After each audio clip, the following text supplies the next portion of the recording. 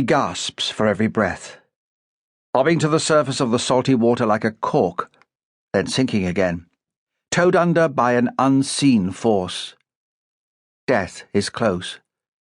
He can almost hear it whispering, "I want you. You can't escape me now." This is the end. His head is on some violent fairground ride, and he tastes vomit in his mouth, vomit and salt. He tries to cry out. He tries to pray. He tries to save himself by paddling his weakening limbs in a semblance of swimming. But every effort makes it worse. He shouldn't have gone into the sea after drinking in the bar, but he's always been one to follow stronger and more determined natures. He closes his eyes, tempted to yield to the inevitable. Now he's losing the fight. He feels strangely peaceful. He wants it to be over. Drifting towards oblivion, he feels a sudden pain. Somebody is grabbing him roughly, bruising his flesh, yanking his neck. Another body is beneath him, moving strongly and rhythmically. He gasps for breath as a bright light dazzles his eyes, and he realizes his head is now above the water, supported by something or someone unseen. He feels himself being hauled onto the hot, gritty sand, and he's half aware of people crowding round him. Like a large fish landed by some boastful fisherman, he is the center of attention.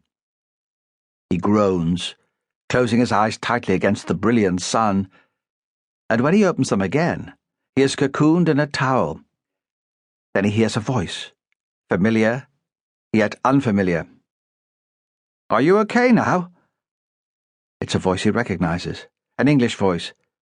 It belongs to the boy he was drinking with earlier, sharing a beer in the taverna beside the beach. "What happened?"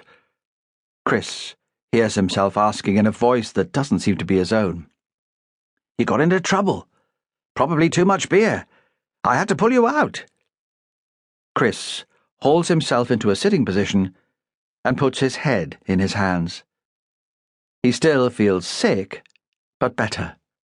So much better. "You could do with a drink. Hair of the dog." "I'll get it." Chris tries to struggle to his feet, but sinks back again. On the third attempt, he succeeds, and the other boy supports him as he staggers to the bar.